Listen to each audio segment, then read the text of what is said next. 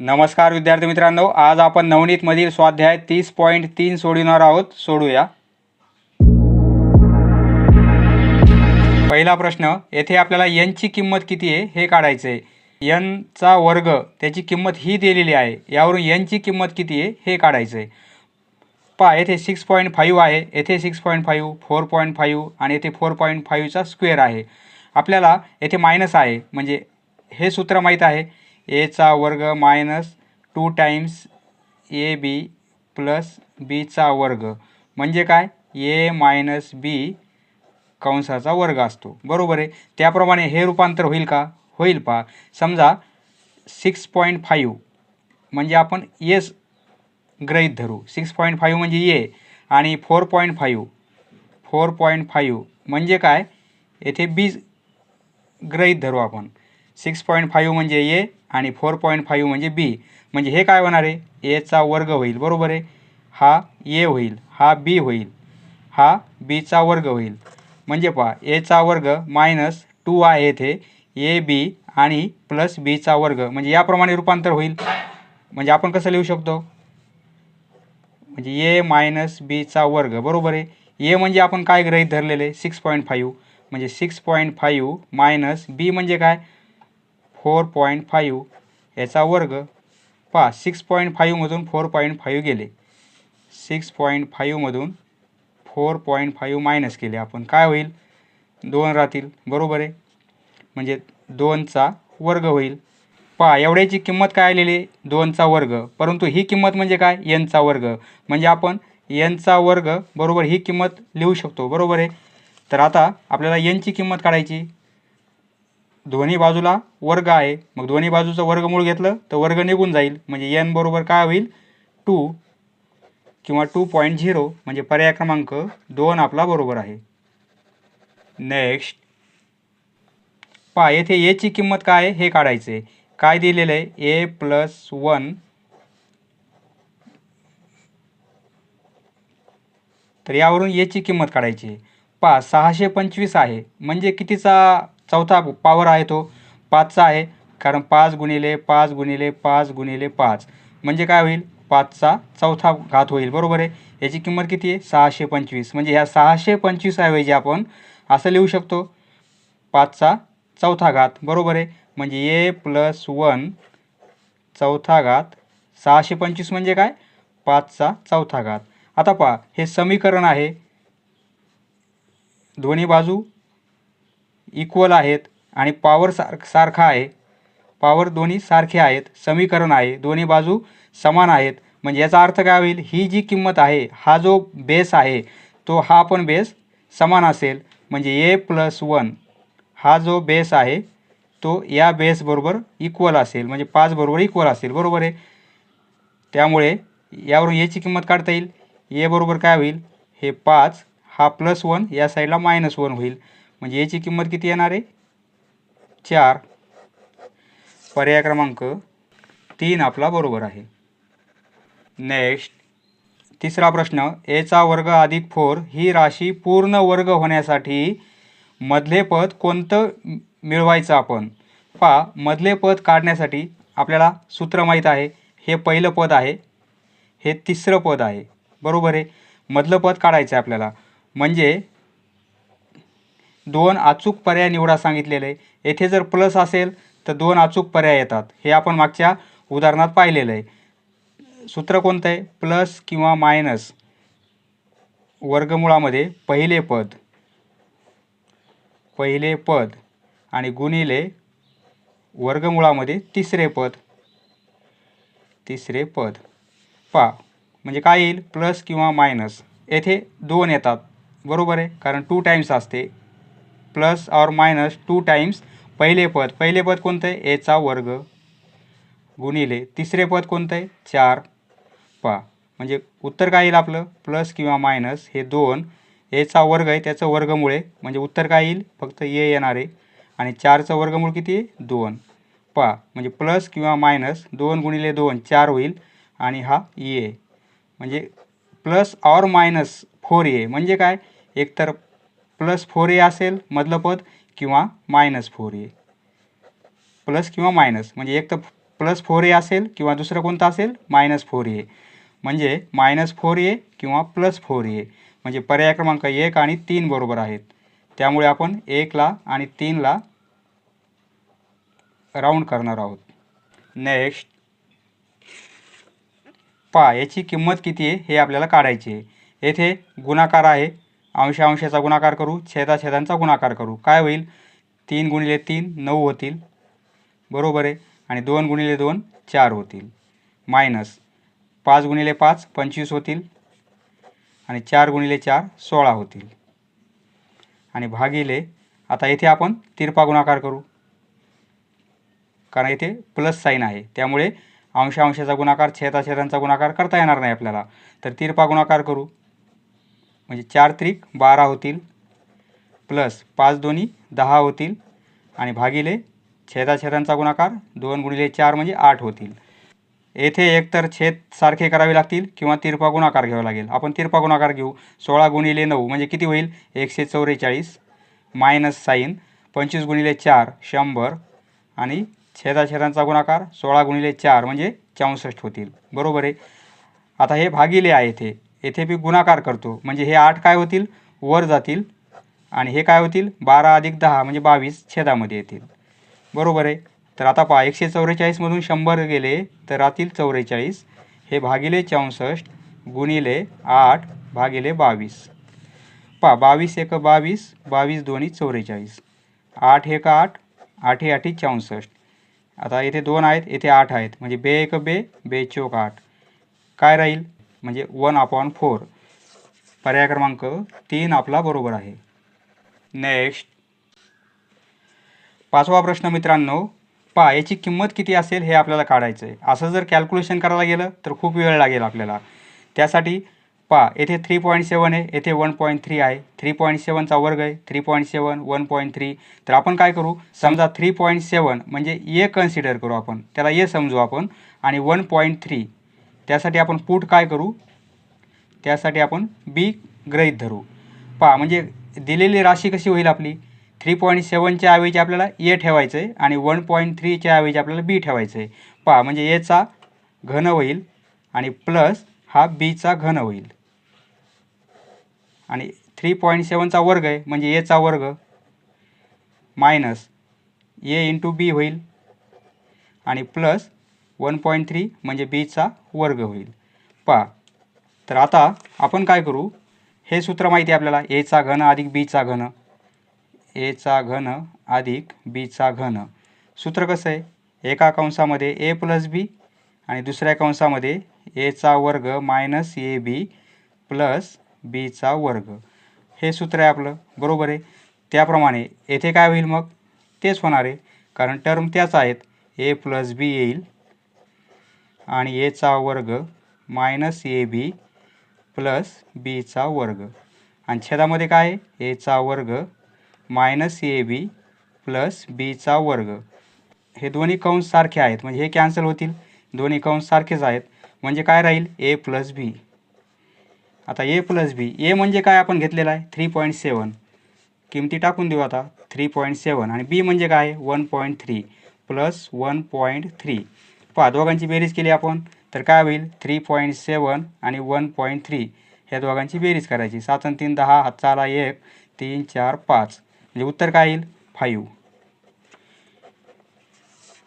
पर्याय क्रमांक 3 आपला बरोबर आहे. नेक्स्ट पहा मित्रांनो, सोपा प्रश्न आहे. 105चा घन किती? पहा, तुम्ही असं करू शकतात, 105 गुणिले 105 हा गुणाकार एक वेळेस करा, नंतर जे उत्तर येईल त्याला पुन्हा 105ने गुणा, जे उत्तर येईल ते आपलं उत्तर असेल. ही सोपी पद्धत आपली. परंतु येथे आपल्याला कोणत्या प्रकारे विद्यार्थ्याला यायला पाहिजे, एवढा सोपा प्रश्न कशामुळे दिलेला आहे तर विद्यार्थ्याला अशा प्रकारे पण करता आलं पाहिजे. पहा, 105चा घन म्हणजे किती? परीक्षेला आपल्याला हीच करायची सोपी पद्धत. पहा, 105चा घन म्हणजे आपण असं लिहू शकतो, 100 अधिक 5 आणि याचा घन. आता हे कसं झालेलं आहे? ए + बी कंसाचा घन याप्रमाणे. तर याचं सूत्र काय असते हे माहिती आहे आपल्याला. एचा घन प्लस 3 टाइम्स ए² बी प्लस 3ab² आणि प्लस बीचा घन. पहा आता ए म्हणजे काय इथे 100 आहे आणि बी म्हणजे काय 5 आहे. पहा आता किमती टाकू आपण. एचा घन म्हणजे काय होईल पहा 100चा घन होईल आणि प्लस 3 एचा वर्ग म्हणजे 100चा वर्ग, बी म्हणजे 5 म्हणजे गुणिले 5 प्लस 3 ए म्हणजे 100, बीचा वर्ग म्हणजे 5चा वर्ग करायचा 25 आणि प्लस बीचा घन म्हणजे 5चा घन किती आहे 125. पहा आता हे सोडवावं लागेल आपल्याला. हे किती होतील 100चा घन आहे म्हणजे एकावर 6 शून्य येतील. हे 2 वर्गाचे 2 आणि घनाचे 2 म्हणजे 6 शून्य. हे 2 4 5 6 शून्य बरोबर आहे. 5 गुणिले 3 हे 15 होतील आणि हे 100ने गुणाकार केला म्हणजे 4 शून्य वाढतील बरोबर आहे. हे 4 शून्य वाढले. नंतर 25 त्रिक 75 होतील आणि हे 2 शून्य वाढतील 100ने गुणाकार केल्यामुळे आणि हे किती आहेत 125. तर पहा आता ही सर्व बेरीज केली तर आपलं उत्तर येईल. हे किती आहेत एकावर 6 शून्य आहेत 4 5 6 शून्य. हे किती आहेत 1,50,000 आहेत म्हणजे 1,50,000. नंतर 7,500 आहेत 7,500. नंतर 125 आहेत. ही सर्वांची बेरीज करायची. आपलं उत्तर येऊन जाईल 5 2 5 आणि 1 6 7 5 1 आणि 1. किती उत्तर आले 11,57,625. पहा 11,57,625 म्हणजे पर्याय क्रमांक 3 आपला बरोबर आहे. किंवा 105 गुणिले 105 गुणिले 105 हा गुणाकार केला आपण तरी उत्तर तेच येते. पहा 105 गुणिले 105 शेवटी 5 आहे. 5 असताना वर्ग कसा काढतो आपण 5चा वर्ग 25 लिहून ठेवायचा. येथे 10 आहे 10च्या नंतरचा अंक 11 आहे 11 गुणिले 10 110 होतील बरोबर आहे. म्हणजे हा 105चा वर्ग झालेला आहे. तर आता आपल्याला 105ने पुन्हा गुणायचे. 105ने जर गुणाकार केला आपण 5 5 25 हात 4 2 5 2 10 2 12 हात चाला 1 5 1 5 1 5 5 1 5 शून्याने गुणाकार केला म्हणजे तेच काहीच हे होणार नाही आहे आणि 1ने गुणाकार केला संख्या हीच येणार आहे 25 0 11 25 0 11. पहा ही बेरीज घेतली 2 5 आणि 1 6 7 5 1 1 11,57,625 11,57,625. नेक्स्ट पहा मित्रांनो येथे 1.8 आहे 1.2 आहे. आपण 1.8ला काय समजू ए गृहीत धरू आपण आणि 1.2ला आपण बी गृहीत धरू.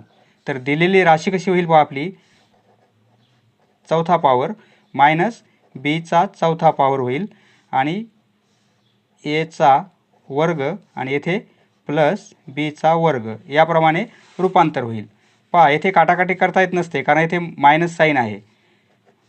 तर आता एचा चौथा पॉवर आहे येथे बीचा चौथा पॉवर आहे.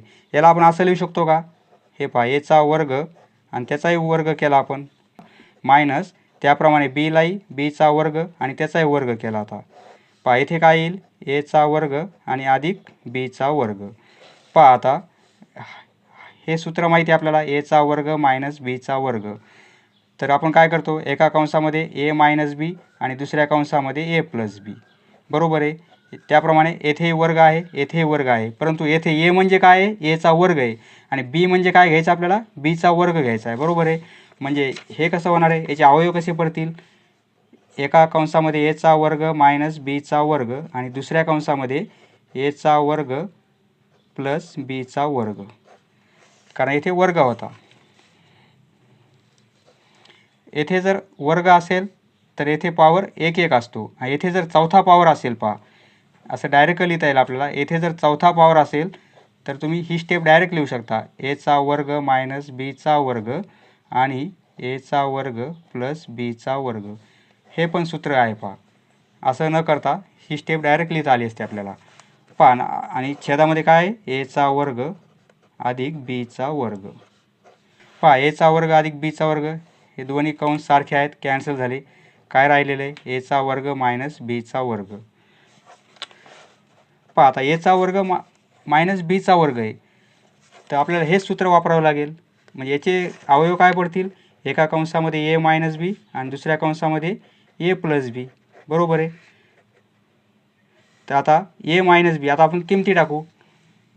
एची किंमत 1.8 आणि बीची किंमत काय आहे 1.2 आणि एची किंमत 1.8 आणि प्लस 1.2 या किमती टाकल्या.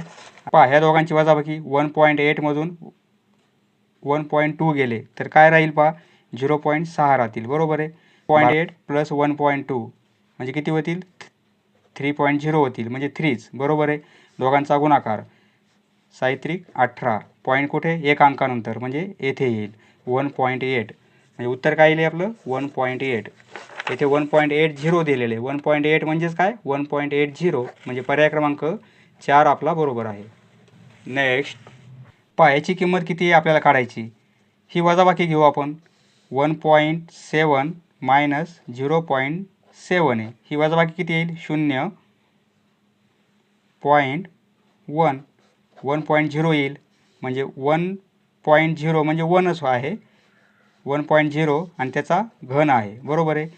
ही बेरीज किती येईल 1.7 आणि 0.3 दोघांची बेरीज घ्यायची आपल्याला.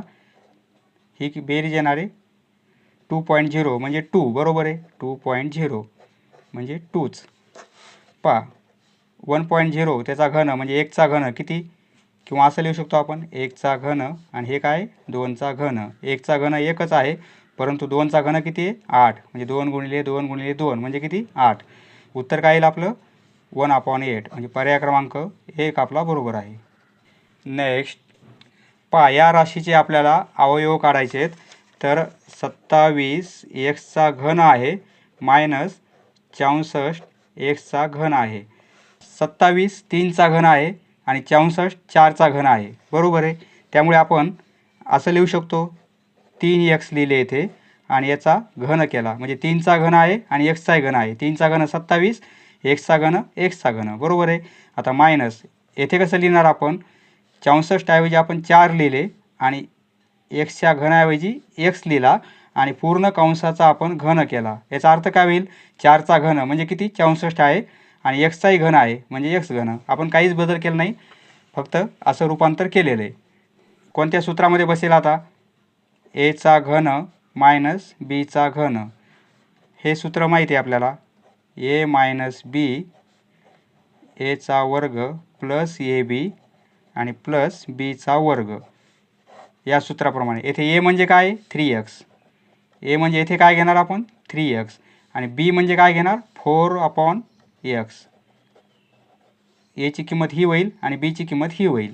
पहा या किमती याच्यात सूत्रात टाकू आपण ए मायनस बी. ए मायनस बी म्हणजे काय हा ए आहे आपला येथे आणि हा बी आहे. ए मायनस बी म्हणजे 3x मायनस बी काय 4/x. नंतर एचा वर्ग घ्यायचा आहे आपल्याला. एचा वर्ग म्हणजे 3xचा वर्ग म्हणजे पूर्ण वर्ग घ्यावा लागेल. 3चा वर्ग आणि xचा वर्ग प्लस ए बी. ए आणि बीचा गुणाकार 3x आणि गुणिले 4/x. बरोबर आहे. आणि प्लस बीचा वर्ग. बी म्हणजे 4/x त्याचा वर्ग घ्यायचा आपल्याला. पहा आता हे थोडं कॅल्क्युलेशन करू आपण 3x मायनस 4/x एका कंसामध्ये. पहा आता येथे काय होईल 3चा वर्ग 9 होईल एक्सचा वर्ग. पहा x गुणाकारामध्ये आहेत कॅन्सल होतील. हे कॅन्सल झाले. 4 आणि 3 यांचा गुणाकार प्लस 12 होईल. बरोबर आहे. आणि प्लस हे किती आहे 4चा वर्ग करावा लागेल 16 आणि एक्सचा वर्ग.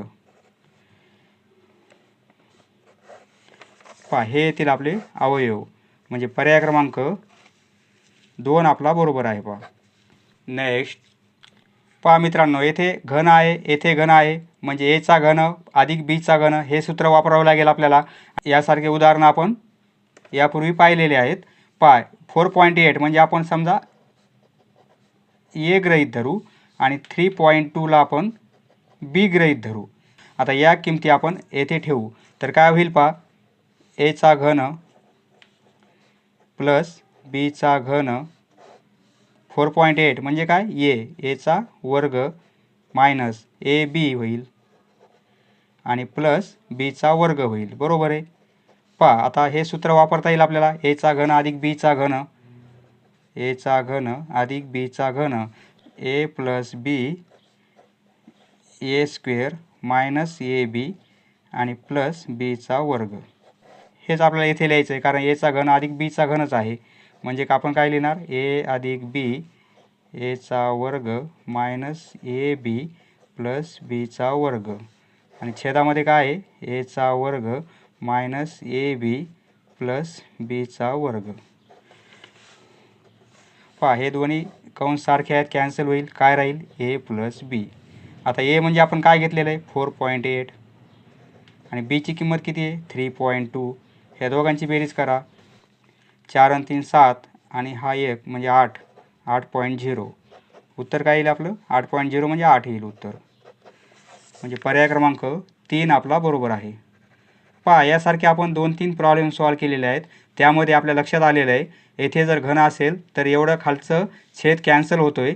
म्हणजे आपण डायरेक्ट उत्तर आयडिया केली तर 4.8 अधिक 3.2 हेच आन्सर इथे आलेले. पहा 4.8 अधिक 3.2 म्हणजे घनही कॅन्सल होतील, हे खालची टर्म कॅन्सल होईल, फक्त उत्तर दोघांची बेरीज येईल. किंवा वजाबाकीचा यासारखा आला तरी इथे वजाबाकी, फक्त वजाबाकीच करावं लागेल. समजलं मित्रांनो, धन्यवाद. पुढचा व्हिडिओ पाहण्यासाठी चॅनल सबस्क्राईब करा. धन्यवाद.